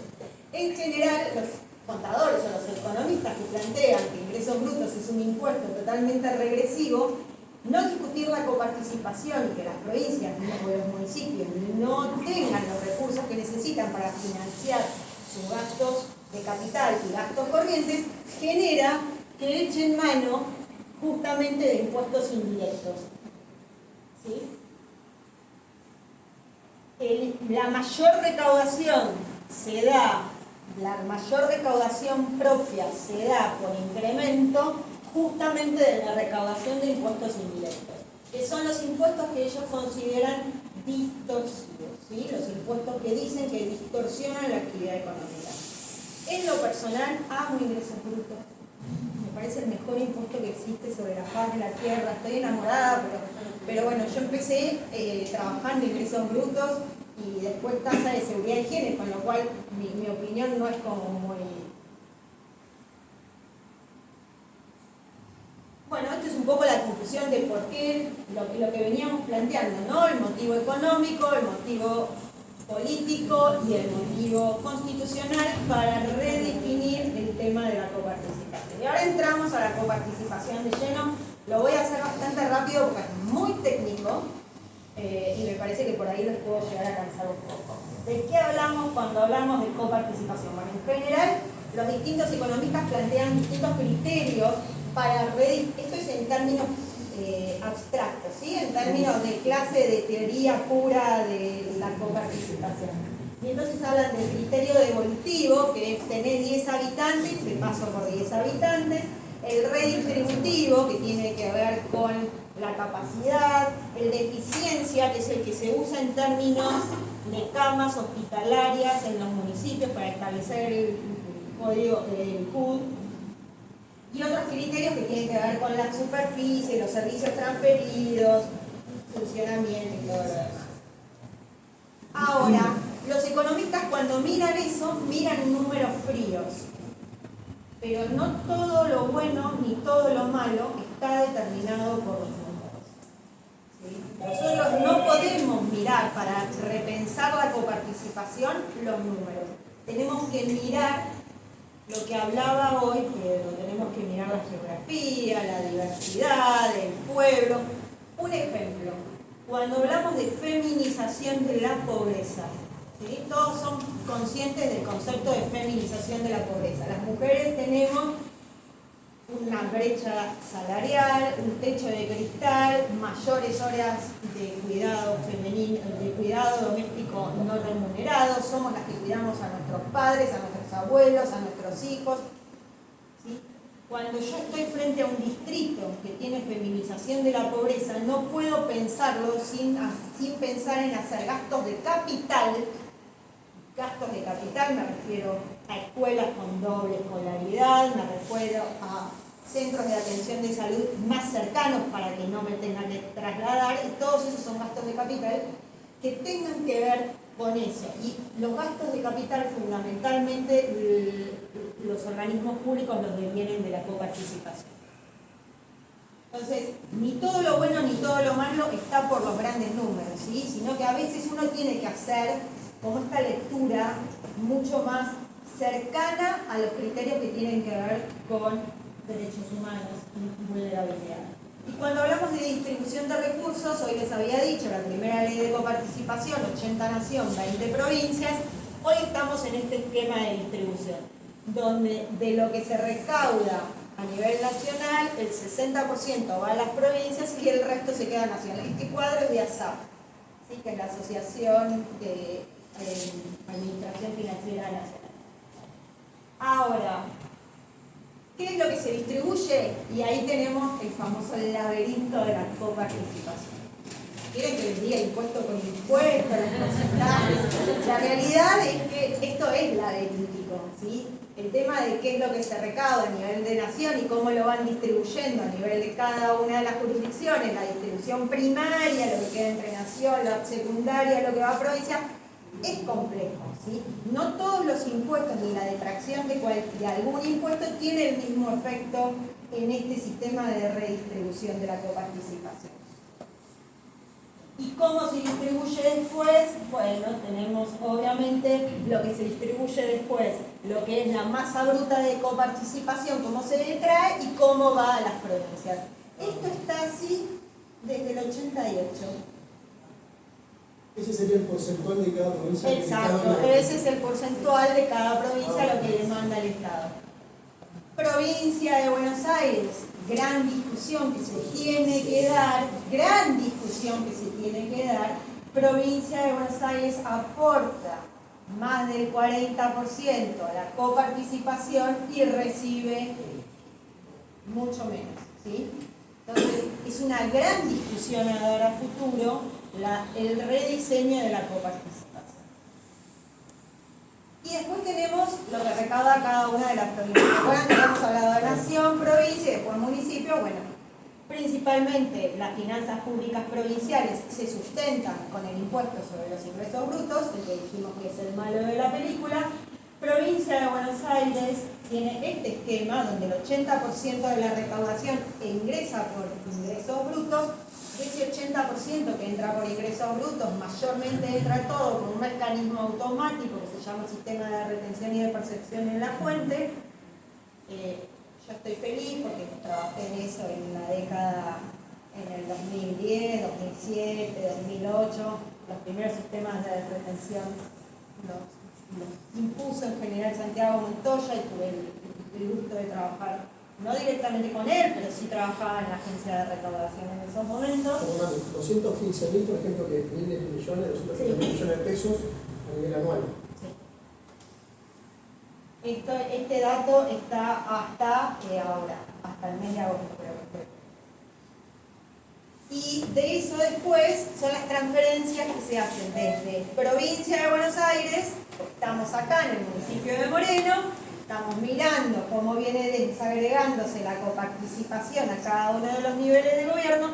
Esto es cómo vienen las transferencias por vía de coparticipación municipal, o sea, provincial, a los distintos municipios. Que vemos esta caída que hubo en el 2019, donde a los municipios se les cercenaba sus recursos tributarios por vía de la coparticipación. Con este nivel de caída. Estos datos son estadísticos oficiales, no son míos, los saqué directamente de las bases de datos del Estado.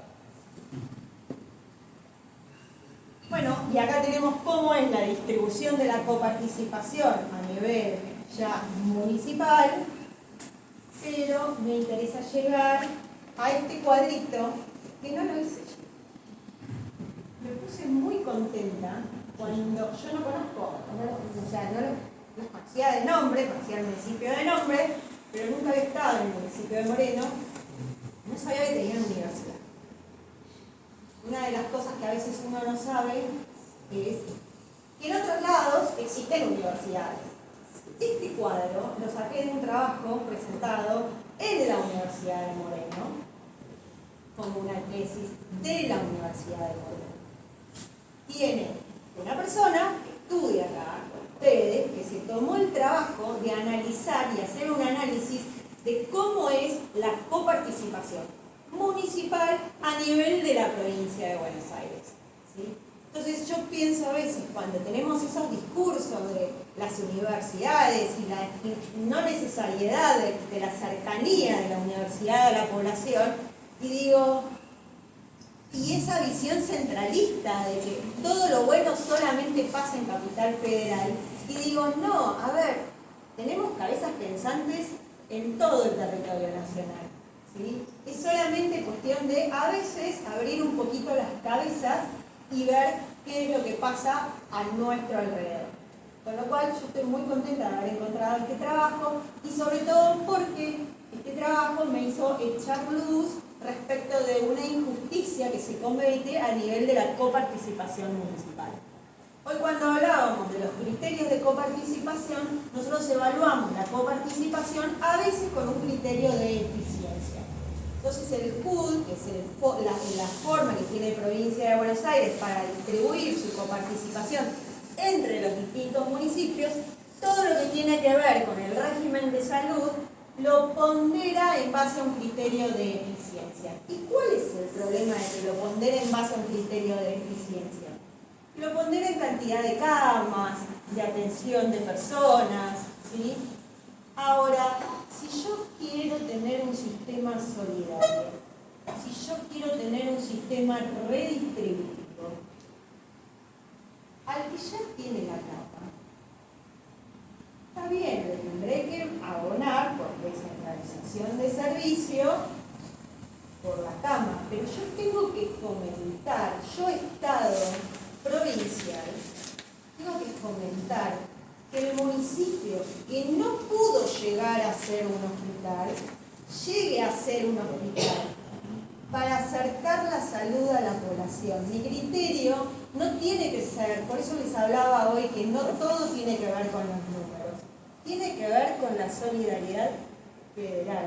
Y la solidaridad federal que se tiene que plantear a nivel nacional, se tiene que plantear también a nivel intramunicipal. No podemos escapar de ver eso cuando nos planteamos el tema de los municipios. Y bueno, y esto para casi concluir la charla, dos filminas más. Los municipios tienen potestades tributarias, obviamente, en la mayoría de los municipios que están cerca del primer cordón, segundo cordón y tercer cordón del conurbano. El fuerte de la recaudación se da en la tasa de seguridad de higiene, que es la copia de ingresos brutos, en general, en algunos municipios es polinómica, pero en la mayoría de los municipios es una copia de ingresos brutos, y el resto tienen que ver con impuestos más directos, como tienen que ver con el ABL, el redial y todo lo demás. ¿Qué es lo importante de este? ¿Hacia dónde tiene que ir para mí la provincia de Buenos Aires y los municipios de la provincia de Buenos Aires? En animarse a romper el status quo, en animarse a decir, actualizame las bases del PUD sobre el censo real de la población.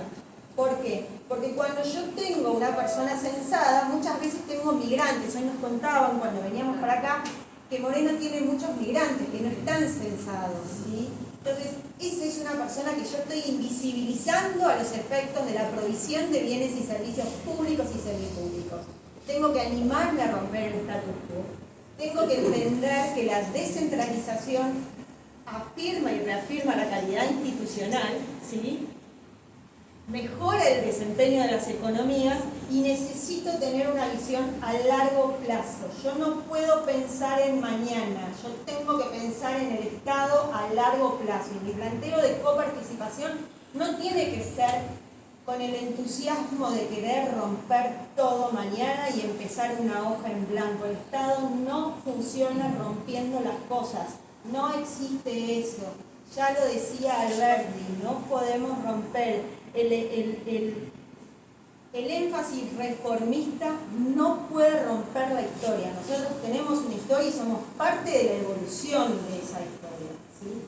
Y acá voy a traer de vuelta las palabras de Gabriela Ábalos.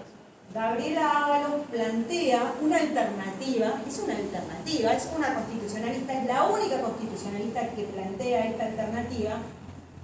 Con Nahuel estamos haciendo un posgrado juntos, no nos conocíamos, no sabíamos que éramos compañeros de posgrado y resulta que estamos haciendo juntos un posgrado de Después de que te federalismo. invité nos enterábamos que... Esa era nuestra participación activa como alumnos, ¿no? Porque ni nos habíamos enterado, era por Zoom. Esa era la justificación. Para mí es mi posgrado número 12. Me dedico mucho a estudiar, me gusta mucho estudiar, soy una enferma del estudio, pero bueno, también me dedico mucho a trabajar, entonces como que voy saltando de un tema al otro, por eso por ahí es difícil a veces seguirme el hilo, y por eso me hago los PowerPoint, porque si no después no me sigo, o sea, trato de ordenarme. Nosotros estamos haciendo el posgrado, ¿y qué era lo que iba a decir? Y Gabriela Ábalos. En el marco del posgrado, a cada uno de los profesores que tuvimos, entre los que estaba Pedro, para mí, Pedro es grosso. Llegó a Además la es corte. Twister, eso es lo más importante. Llegó a la Eso es corte, lo más o sea, ¿saben interesante. lo que es llevar a la corte como amigo cuidado? Para mí es Dios, Pedro.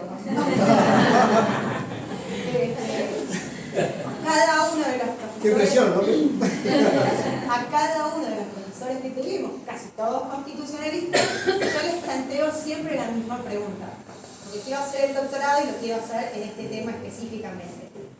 Estoy buscando universidad, así que si la Universidad de Moreno me quiere aceptar para hacer el doctorado, yo estaría feliz. Entonces les planteo a todos cómo salimos, cuál es nuestro hilo de Ariadna para salir del laberinto de la coparticipación. La realidad es que conforme está establecido en la Constitución, todos me dicen que es más fácil modificar la Constitución que modificar la ley de convenio marco. Ese es como el discurso de todos los constitucionalistas.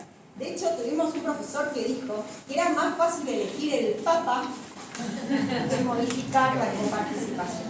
Y Gabriela Ábalos, retomando esta idea de que la democracia es la participación de las mayorías, tiene una interpretación de que no podemos pensar que para modificar la ley de coparticipación tenemos que modificar la Constitución o quedarnos atados a una minoría, sino que cuando la Constitución nos plantea una mayoría específica, esos acuerdos previos que necesitamos, con los acuerdos políticos previos que necesitamos para arribar a una nueva ley de coparticipación, podríamos repetirlos en la instancia legislativa y después podríamos repetirlos en la instancia de necesidad de aprobación de cada una de las jurisdicciones locales. Y así no someternos a la tiranía de las minorías. Gracias.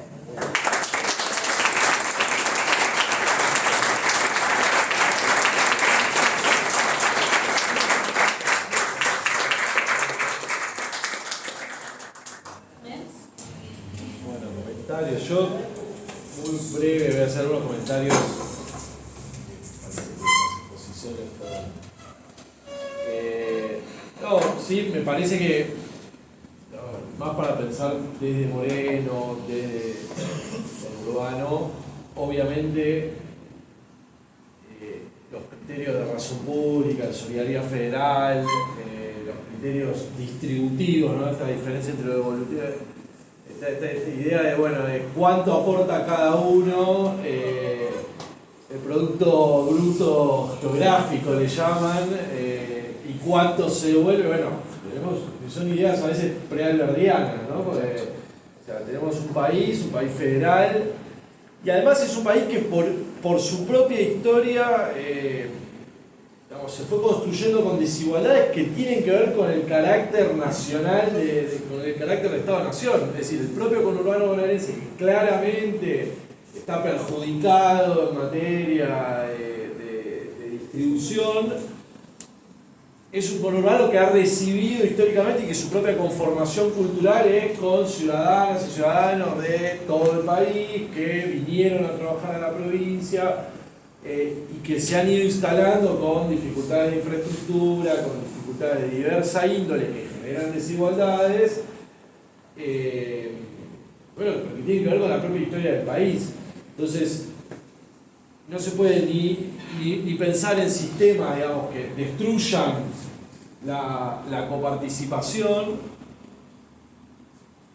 ni en sistemas que ni en sistemas que destruyan la coparticipación, ni, bueno, obviamente mantener el statu quo, que es una coparticipación, vamos a decirle, mal distribuida.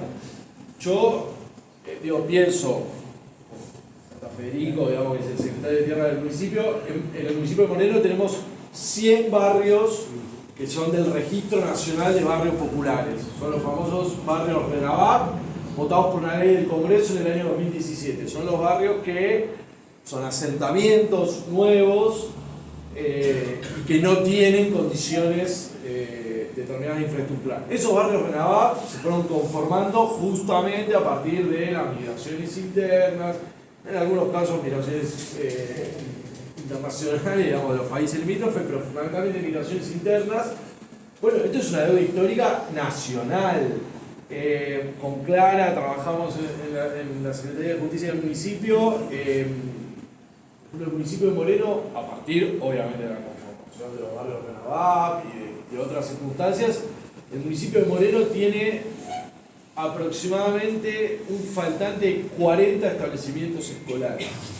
Esto, sin una mirada federal, no se va a resolver. Ni siquiera con, y me puedo poner a contar, los esfuerzos que ha hecho este gobierno provincial, que ha construido una cantidad de escuelas por año, la determinación del intendente municipal que construyó creo que hoy estamos en 115 aulas en 4 años, que son aproximadamente 9 establecimientos escolares con fondos. Algunos vinieron de provincia, otros son fondos propios municipales, pero hubo una decisión política. Ahora, en medio la población sigue creciendo.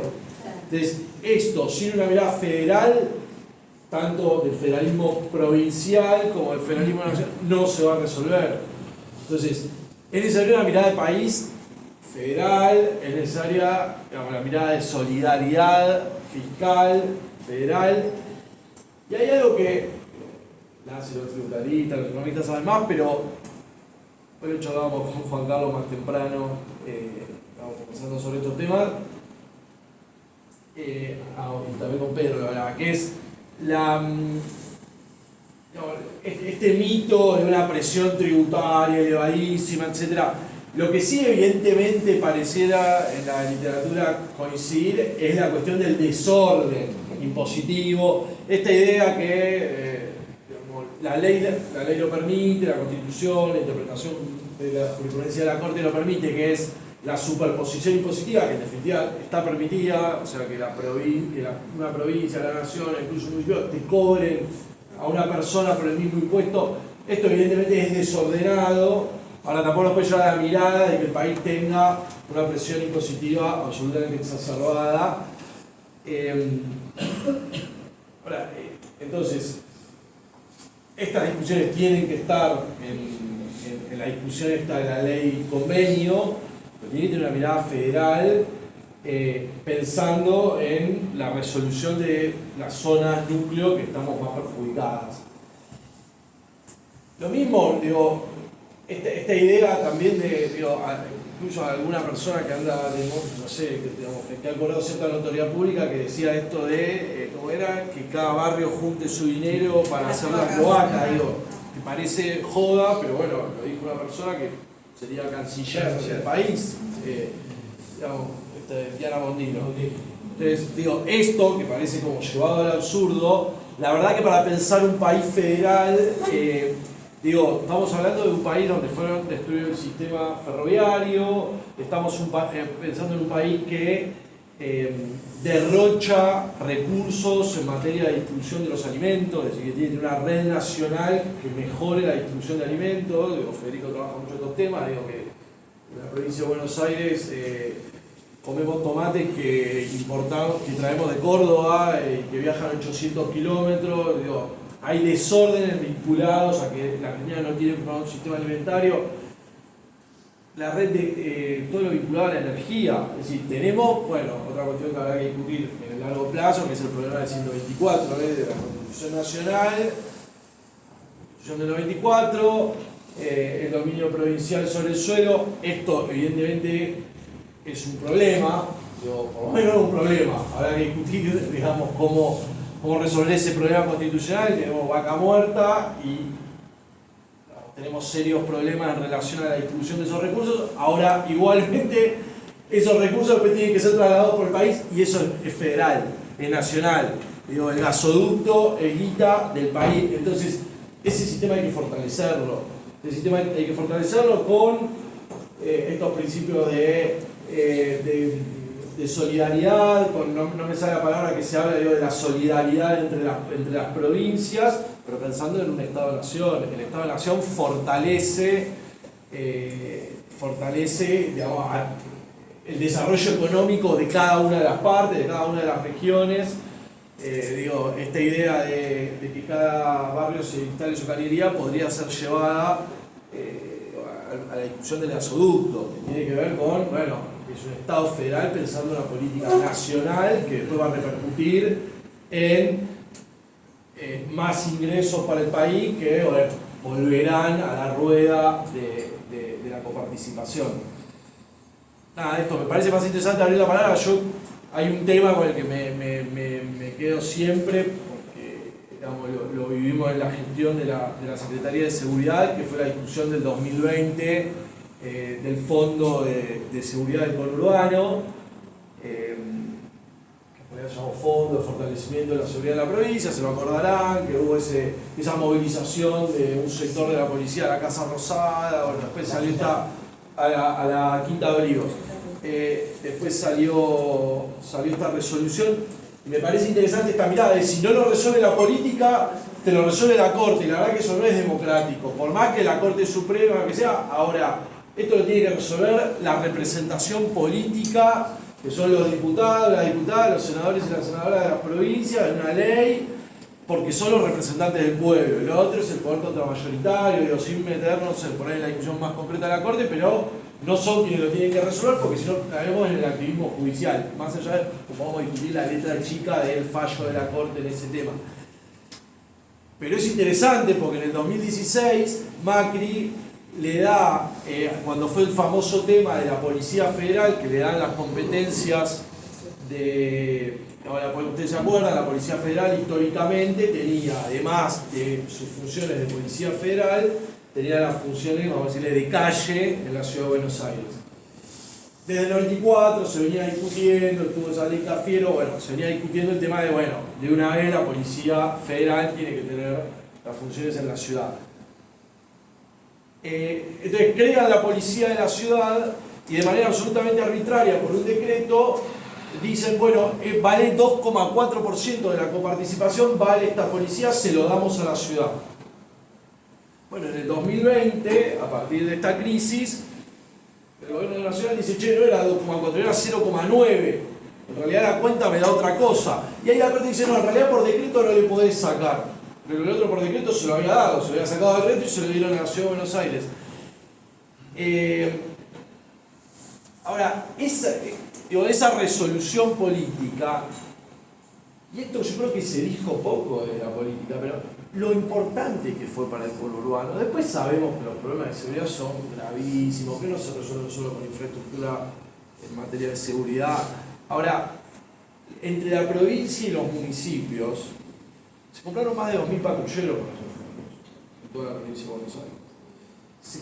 El municipio de Moreno, por ejemplo, multiplicó por 10 la cantidad de cámaras de seguridad.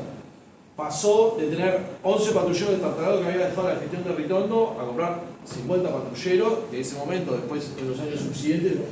Fue un fondo importantísimo. Y yo siempre cuento la anécdota, porque me parece interesante, de cómo se presentaba esto en la tele, Gastón la sabe, de que en algunas reuniones con vecinos decían, no, ¿cómo le afanaron a la ciudad? Vecinos de acá, Dice, no, que viste, no, yo siempre me pongo a hablar de política, vas a la reunión de gestión y te. ¿Cómo la Fran? Pero era la misma reunión donde te estaban felicitando por cómo compraste los patrulleros y cómo había puesto cámaras. Decían, gracias por la cámara.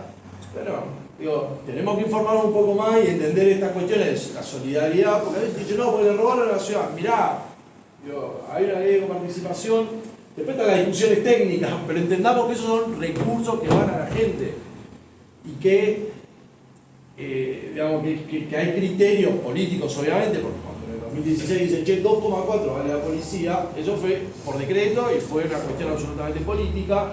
Como lo fue también la otra decisión, digo, en todo caso ahí donde está el tema de, bueno, ordenemos, la verdad que, digo, esta necesidad de la ley convenio es muy importante. Necesitamos un gobierno, me parece, federal fuerte. Hay muchos que dicen esto de, bueno, qué lástima que no se hizo en el 2005, en ese momento en que el kirchnerismo, en el momento que Néstor Kirchner había, digo, estaba en un momento de altísima popularidad y con un acuerdo muy grande entre las provincias, la verdad que hubiera sido el momento, me parece, de posterior al 94, hubiera sido el momento en que se podría haber celebrado esta ley convenio que reordene el federalismo fiscal. No se hizo en ese momento. Ojalá que se pueda hacer pronto. Se necesita un gobierno federal fuerte que pueda, digamos, articular y convencer y dialogar con cada una de las provincias y con criterios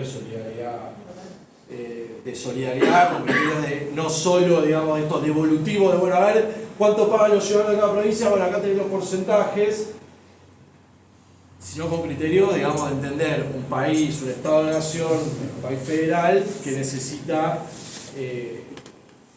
construirse con igualdad. Bueno, no sé, preguntas, comentarios. Algo seré breve. Nosotros sabemos aplicar la duda cartesiana. Tuvimos también de nuestra constitución, porque es la hija de la constitución dictada por los padres de Estados Unidos, que eran, agrego, blancos, anglosajones, ricos y esclavistas. Entonces cuando ponen una corte, ponen esa corte que le sirve a ellos. Y tienes un nombre, Salvador María del Carril, fue gobernador, fue ministro de la corte, recorrió todo el curso honorum, pero siempre desde su mirada oligárquica, no puede ser de otra manera, el tipo era eso. Respecto de la distribución de los recursos tributarios, recuerden el fondo del conurbano, que fue el requisito que pidió Dualde para aceptar la candidatura al gobierno de la provincia de Buenos Aires. ¿El criterio cuál era? Si hay que darle más guita al conurbano porque recibe toda la migración interna. La migración interna empieza a hacer muy fuerte en la década del 30, con la primera crisis del siglo XX. Y si no se distribuye adecuadamente los recursos hacia las provincias, ¿qué va a pasar? Hoy, Salta y Jujuy es el gran, tiene litio. Cuando el litio no servía para nada, los jujeños venían para acá. Santiagueño, entrerriano. Es decir, muchos venimos a parar acá, al Gran Buenos Aires, por la pobreza del interior del país. Entonces, si no se distribuye adecuadamente, se fomenta esa migración interna hacia estos tres cordones del Gran Buenos Aires, que otra vez vuelve a hacer crecer la metrópoli. Y no nos olvidemos que en el siglo XIX hubo guerras internas por el tema del puerto. El puerto era el gran, digamos, recaudador y era de la ciudad de la provincia de Buenos Aires. Por algo se federaliza la ciudad de Buenos Aires y por algo se crea la ciudad de La Plata, para de alguna manera equilibrar todo eso. Nada más. Sí, para que cierro algo. En ese sentido, dos libros que para mí son bastante ilustrativos. Respecto de la ciudad de La Plata, la ciudad de las ranas. Muy buen libro. Independientemente de qué es lo que uno piense de los autores, Y el otro libro, también para tener en cuenta, independientemente de lo que uno piense de los autores, El nudo de Pani. El nudo de Pani plantea perfectamente el conflicto del conurbano y que hasta que no desenredemos ese conflicto, la provincia de Buenos Aires no va a poder seguir progresando y la nación no va a poder seguir progresando. ¿sí? Porque nosotros tenemos una concentración habitacional en el conurbano que te maneja después absolutamente todos los recursos nacionales, porque tenemos esa característica de la megalópolis. Y eso lamentablemente no lo terminamos de entender porque cuando dicen, no, la provincia, los que están en el conurbano reciben subsidios para el transporte y esto, aquello. Sí, guarda, pero ¿qué es lo que aporta el conurbano y de qué se hace cargo también el conurbano? Por eso, independientemente de la visión que uno pueda tener respecto a los autores, son 2 libros que recomiendo la lectura. No, me interesaba mucho la de la doctora, y cuando hacía mención a la cuestión de la coparticipación, venían 2 ejemplos que acaban de ver ustedes 2, pero verlos no solamente en términos conceptuales y abstractos. Durante un montón de años, el único asfalto que entraba a los barrios de Moreno era el asfalto que se hizo por el fondo del conurbano del gobernador Duarte, que llegaba a la puerta del colegio y hacía el círculo del colegio. Para todos los moreneses sabemos que hubo una frontera municipal, se asfaltaron un montón de barrios, etc. Pero hasta ese momento, 2019-2020, el único asfalto que todo el hombre tomaba para ingresar al barrio era producto de ese ingreso. O sea, ese es el impacto directo que tiene esa política pública. Y el ejemplo que dio Raúl anteriormente, el incremento exponencial de móviles, producto del 1% que se le retiró a Ciudad de Buenos Aires para la provincia de Buenos Aires, no solo impactó en móviles, sino que tuvimos los mejores números en términos de muertes violentas en los últimos 10-15 años. ¿Por qué? Porque si el móvil llega rápido, las principales muertes son entre personas que se conocen, actúa rápido el móvil, se evita esa muerte. Son números concretos y contundentes. Entonces, yo acá me pongo como urbanero y morenense, no me importa lo que dice Capital, aunque estudié en la Universidad de Buenos Aires, porque en ese momento no teníamos universidad acá en Moreno, que se me pasa, etc. En qué elegimos al momento de elegir qué elegimos. O sea, y desprendernos acá de la visión ideológica, más allá de que la tengo, por supuesto, decir, bueno, son esquemas estatistas donde con sus luces y sombras tienden a resolver las cuestiones, o aquellos que dicen que la solución está en la desaparición del Estado. Bueno, perfeccionemos el Estado que tenemos, mejoremos la coparticipación de las provincias, pero de ninguna manera intentemos solucionar lo que nos pasa haciendo motosierrar todo el Estado que tenemos. Sí, para la doctora Picasso, si yo no recuerdo mal, se dijo que la provincia de Buenos Aires aporta el 40% de la coparticipación, recibe el 12%. Pero mi pregunta es, ¿qué porcentaje del aporte de la provincia representa ese 12%? ¿Cómo se compara esto con el resto de las provincias? Y si usted cree que esos números están bien ajustados. No, los números para mí no están bien ajustados. El trabajo más serio que vi respecto de... A ver, a mí me encanta Córdoba, me encanta la ideología de la gente de Córdoba, porque en alguna medida no me gusta la ideología de Capital Federal, porque me parece muy unitaria Capital Federal, lo digo en términos personales, obviamente. Córdoba me parece que, por ejemplo, cuando hace el análisis de lo que denominan provincias rentísticas y provincias fuertes, ellos se ponen en un punto de neutralidad o de superioridad respecto de las otras provincias, como que ellos aportan mucho más de lo que reciben. Para mí el trabajo más serio que vi respecto de cuánto aporta una jurisdicción y cuánto recibe una jurisdicción, lo hizo este año una de las secretarías del Ministerio de Economía de la Provincia de Buenos Aires, que ahora no se llama Ministerio de Economía, creo que se llama Ministerio de Hacienda de la Provincia de Buenos Aires.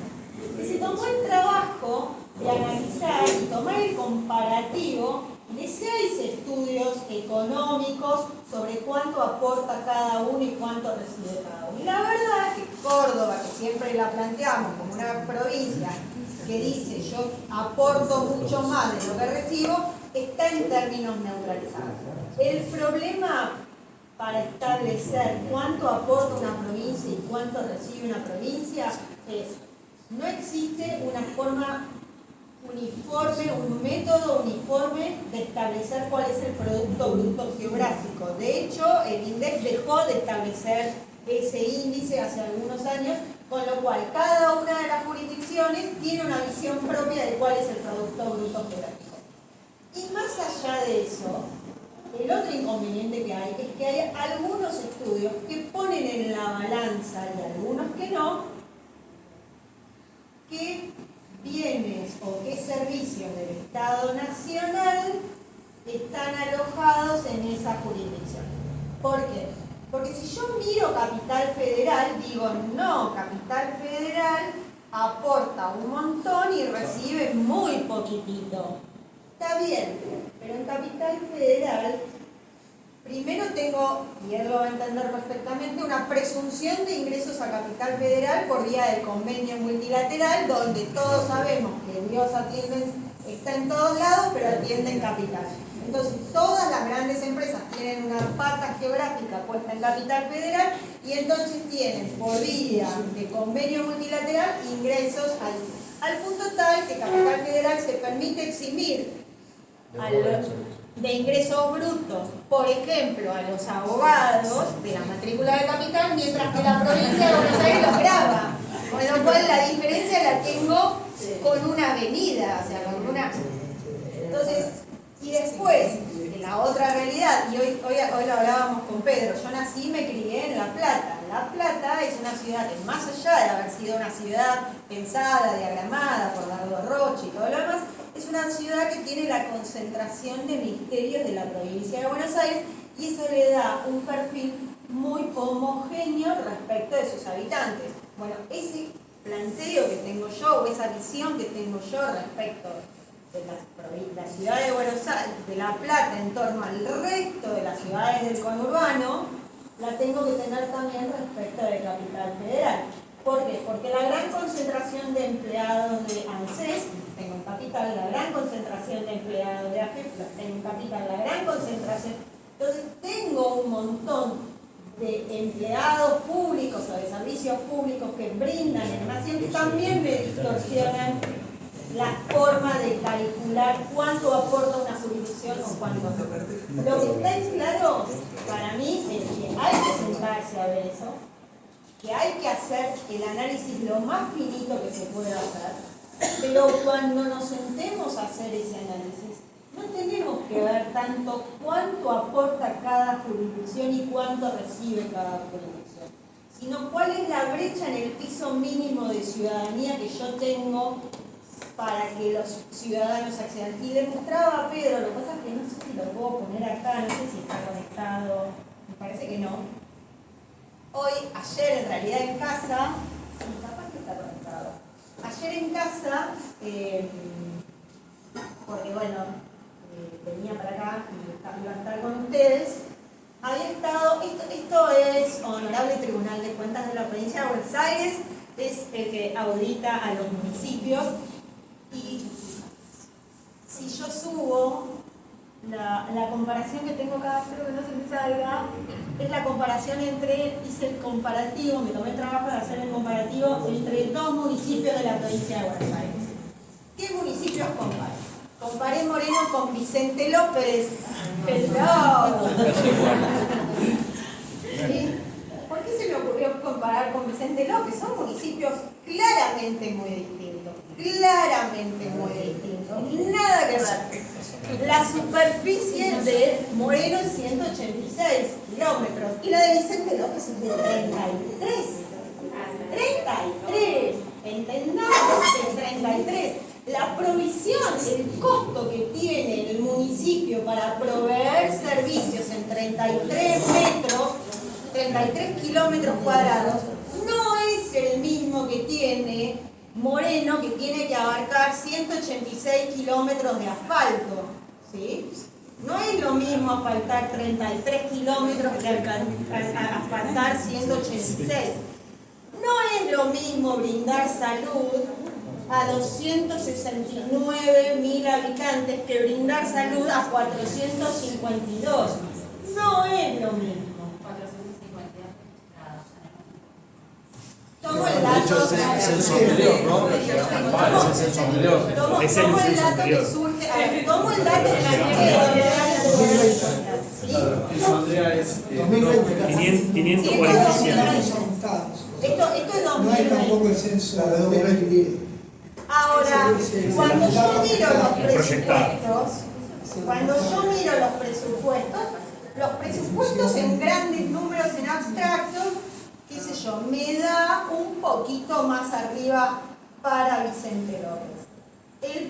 El dato escandaloso, que es el que yo tengo que mirar, Es el gasto por habitante. ¿Sí?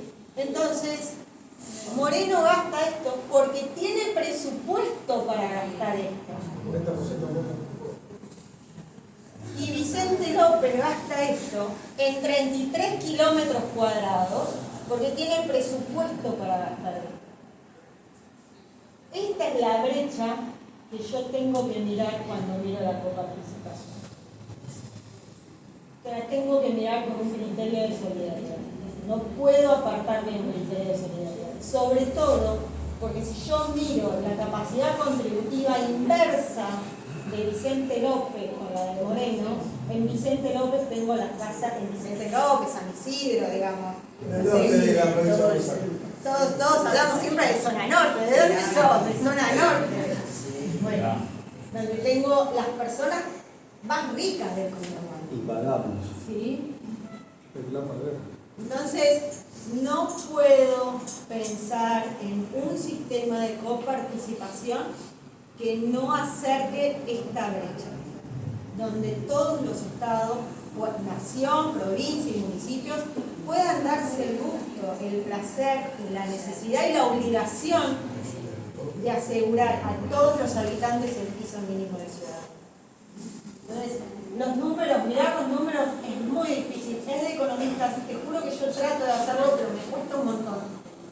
Lo que tengo que hacer cuando pienso en la coparticipación es agarrar el inciso 19 del artículo 75 de la Constitución Nacional y ver la cláusula del progreso con desarrollo humano para poder pensar esto.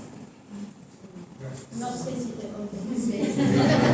Creo que es muy gráfico.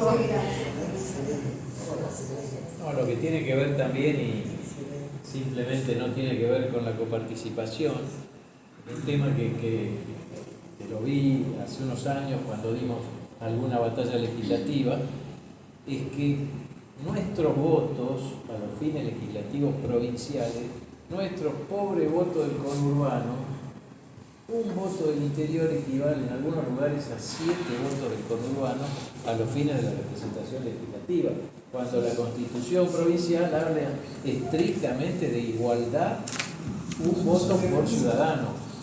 Es decir, somos un séptimo de ciudadano que un bahiense, que alguien del interior o que alguien de cualquier lugar del interior. Entonces, quizás esa es la batalla intelectual que tenemos que dar, quizás esa es la acción de inconstitucionalidad que tenemos que hacer, porque ¿cómo vamos a lograr revertir la coparticipación a nivel provincial si tenemos un séptimo de legisladores de lo que deberíamos tener? Entonces, estas son las batallas que nos esperan, las batallas necesarias. Había pensado que solucionábamos todo con hacer la ciudad autónoma de Moreno. Me quedé corto, vamos a tener que hacer la República de Moreno para vivir tranquilo. Para tener corte.